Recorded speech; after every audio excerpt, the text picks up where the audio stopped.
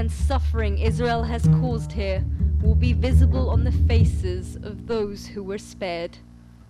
Shireen Tadros, Al Jazeera, at the Shifa Hospital in Gaza City. In the war zone, the Israelis continue their full-scale military assault on the ground and from the air. Israel has been in a process of ethnically cleansing the Palestinians since before the State of Israel began. The tripartite structure of oppression. One, historical colonialism stemming from Nakba, the catastrophe in 1948 when Palestinians were driven out of their land. Two, it is occupation, the occupation of the West Bank and Gaza. Three is the apartheid-like treatment of Palestinian citizens in the national territory of Israel, as well as Palestinians in West Bank and Gaza. You've got second-class citizens. That is not democracy. Massive ethnic cleansing and atrocities had been committed. The administration has a policy of keeping the Palestinian population under their thumbs, and by very definition, it's an apartheid state. What I am against are Israeli policies.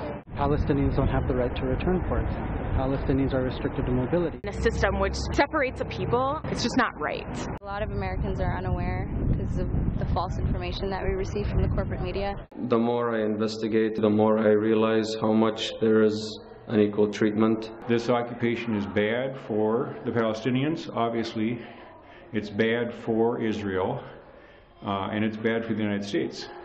And so we have to start somewhere to pull back on our support of this illegal occupation, and so I'm supporting the divestment. To pressure the state of Israel to make change in their policies. I support boycott, divestment, sanctions, BDS, because there was a call from Palestinian civil society. Palestinian civil society, which in this case meant about 170 grassroots organizations in Palestine and the Palestinian diaspora. To basically advocate solidarity with the Palestinians. We need to break the sort of one-track mind of the government and encourage them to think radically differently by refusing to finance the direction they're going. It's also one of the most effective nonviolent tactics. Boycott, divestment, sanctions is one of the most politically astute, strategic, morally upholdable ways of nonviolently resisting. It's a way of continuing a struggle that began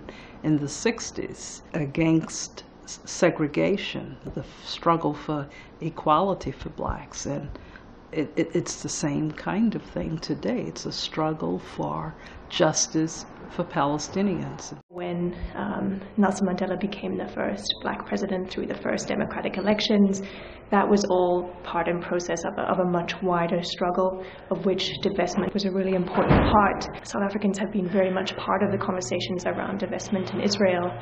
I'm encouraged by the fact that many Jewish people whom I know feel that we need to do something to prevent the state of Israel from running the nation into a dead end. As a Jew raised in the United States, I feel like it is my responsibility to be vocal on the issue of Israel's occupation of Palestine, and more so than just being vocal is to take action. Most Americans and most Jews feel strongly about human rights. The people in Minnesota can understand their complicity in the ongoing occupation of Israel and the apartheid that's going on against the Palestinian people. To get Minnesota to divest from the 2 Israel bonds that it holds. The state of Minnesota holds bonds, so it's directly investing in the state of Israel. Minnesota should divest from Israel until Israel changes its policies. The money from the sales of Israel bonds goes directly into the general fund, the general treasury in Israel, and is used to support infrastructure projects such as bypass roads, the separation wall, and settlements. All of these projects support the apartheid system in Israel. And I also see it as a way that Minnesota taxpayers and pensioners, retirement funds, will no longer aid and abet in the oppression, the colonization of Palestinians. Minnesota should divest from Israel bonds because the money from Israel bonds is encouraging the state of Israel to move in a direction that I think will be disastrous. This is our chance to say that we are aware of this problem and we are doing something to end this. Minnesota has divested from Sudan and Iran. and South Africa.